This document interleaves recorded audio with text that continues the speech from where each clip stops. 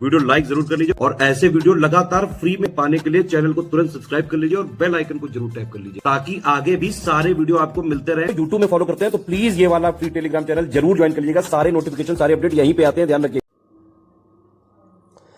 नमस्कार साथियों, स्वागत है आप सभी का स्टडी फॉर सिविल सर्विसेज में। ये है हमारी वर्ल्ड ज्योग्राफी क्लास और इस क्लास में जो हमारा टॉपिक चल रहा है वो है ह्यूमन ज्योग्राफी यानी मानव भूगोल।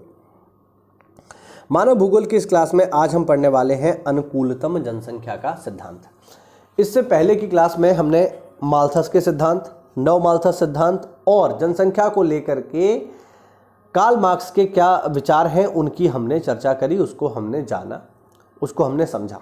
ठीक है, आज की क्लास में जो चर्चा होगी वो होगी अनुकूलतम जनसंख्या सिद्धांत की।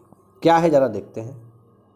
ये जो सिद्धांत है अनुकूलतम जनसंख्या का सिद्धांत, ये जनसंख्या तथा संसाधनों के बीच में जो संबंध होता है उसका विश्लेषण करता है। दिया किसने इसको? तो इसको दिया है ब्रिटिश अर्थशास्त्री एडविन कैनन ने। ध्यान रखना इनका नाम। अच्छा, अब यहाँ जो शब्द है अनुकूलतम जनसंख्या, इसका क्या मतलब है? तो साथियों, किसी देश की अनुकूलतम जनसंख्या से अभिप्राय उस जनसंख्या के आकार से होता है जो उपलब्ध संसाधन, पूंजी व वर्तमान प्रविधि की स्थिति में अधिकतम प्रति व्यक्ति आय प्रदान करता है। यानी किसी देश में रहने वाले लोगों का ऐसा समूह जो देश में पूंजी निर्माण का कार्य कर रहा है, लोगों को रोजगार दे रहा है और उसके माध्यम से लोग अपनी प्रति व्यक्ति आय बढ़ा सकते हैं। ऐसी जनसंख्या को कहा जाता है अनुकूलतम जनसंख्या।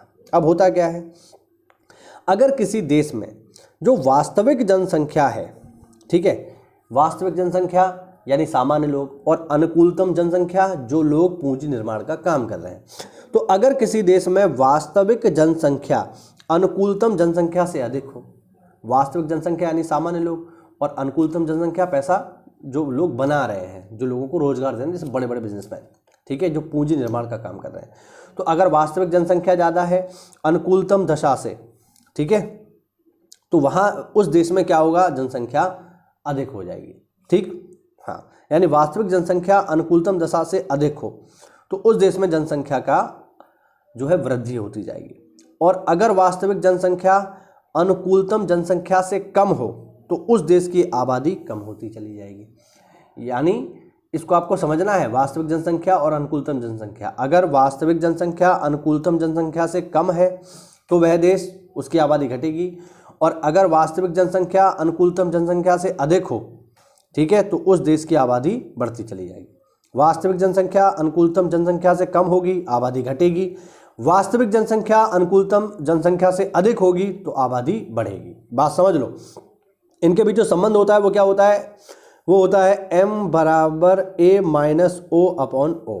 ये इसके बीच संबंध है। यहाँ पर क्या है? m है असंतुलन की मात्रा, जो इनके बीच में असंतुलन आएगा। a क्या है? वास्तविक जनसंख्या। o क्या है? आदर्श जनसंख्या। ध्यान रखना, ठीक है।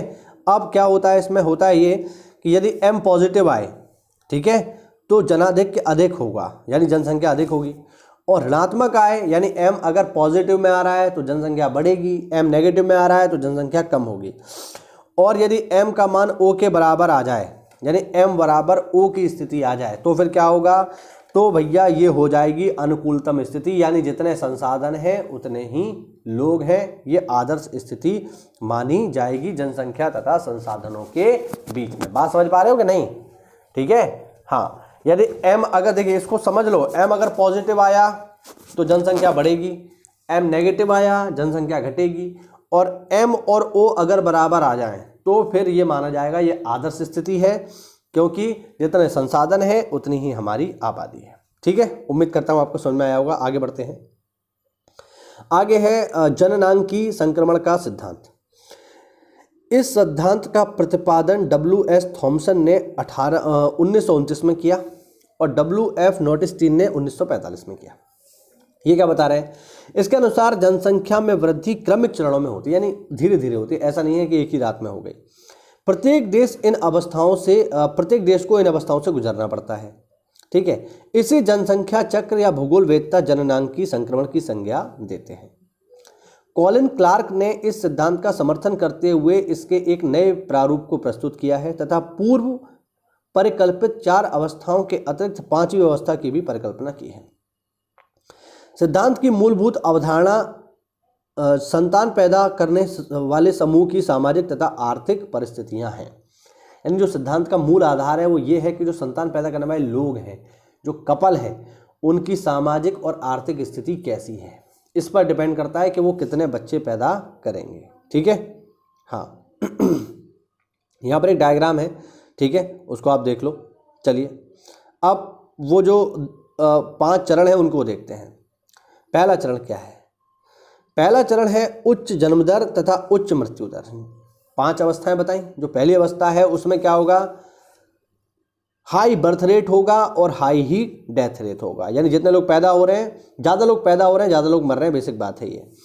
इसे जनसंख्या वृद्धि की अस्थिर अवस्था कहा जाता है, क्योंकि इस अवस्था में जन्म दर व मृत्यु दर प्रकृति पर आधारित होते हैं। यानी नेचुरल तरीके से ही बच्चे पैदा हो रहे हैं और नेचुरल तरीके से ही बच्चे मर रहे हैं, यानी चिकित्सा व्यवस्था उतनी बढ़िया नहीं है। अतः इसमें कभी धनात्मक तो कभी ऋणात्मक वृद्धि होती है। ठीक है, यानी कभी कभार बढ़ भी जाती है, कभी कभार घट भी जाती है। इस अवस्था में जन्म दर व मृत्यु दर दोनों ही 40 से 50 हजार के 40 से 50 प्रति हजार के बीच होते हैं। यानी 1000 लोगों पर 40 से 50 लोग पैदा हो जाते हैं, 40 से 50 लोग मर जाते हैं। तो मामला करीब करीब एक जैसा ही रहता है।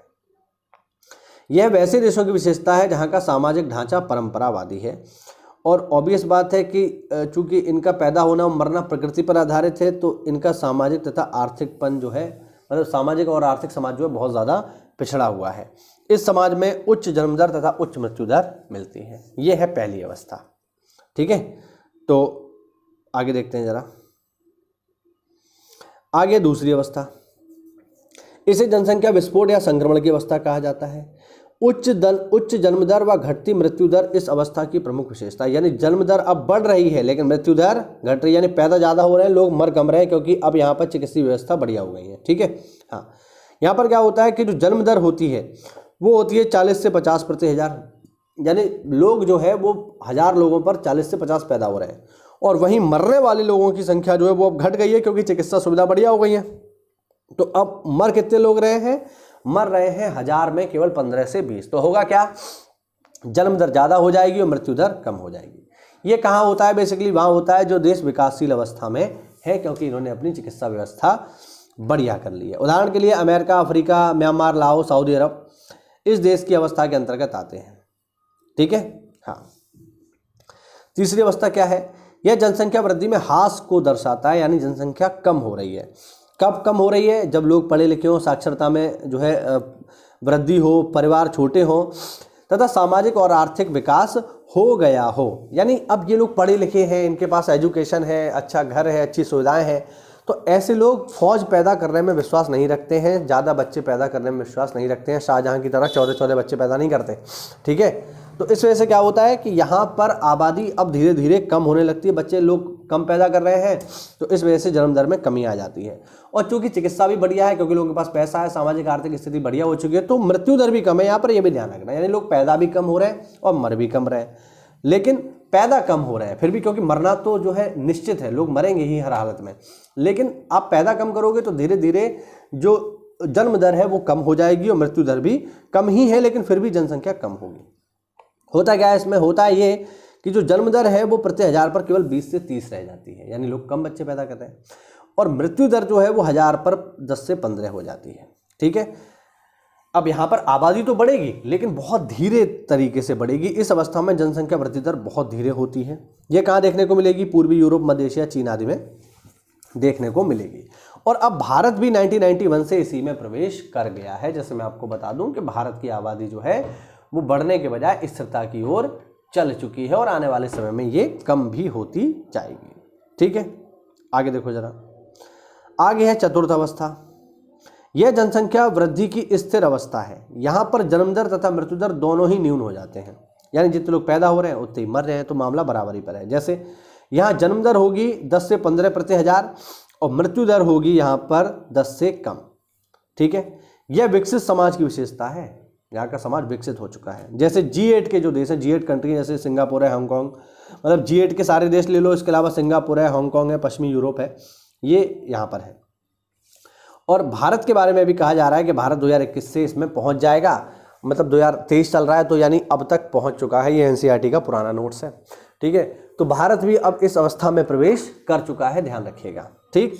और लास्ट में आती है इसमें पांचवी व्यवस्था, जिसको जो है कॉलिन क्लार्क ने बताया था, ये पहले नहीं था। जैसे पांचवी व्यवस्था क्या है, इस अवस्था को कॉलिन क्लार्क ने ऋणात्मक जनसंख्या वृद्धि दर की अवस्था कहा है, क्योंकि यहाँ पर मृत्यु दर न्यून होती है किंतु पारिवारिक संस्थाओं या विवाह जैसे मूल्यों के पतन के कारण जन्म दर और मृत्यु दर भी कम है, ठीक है। 1970 के बाद इस प्रकार की प्रवृत्ति देखी गई है। स्विट्जरलैंड, बेल्जियम, आइसलैंड आदि देशों में इस प्रकार की जनसंख्या वृद्धि आपको मिलेगी। और खासकर जो इसका सबसे बेस्ट एग्जाम्पल है वो मैंने पहले भी बताया था, वो है जापान। जापान में परिवार शादी जैसी संस्थाएं अपने अंतिम चरण पर है।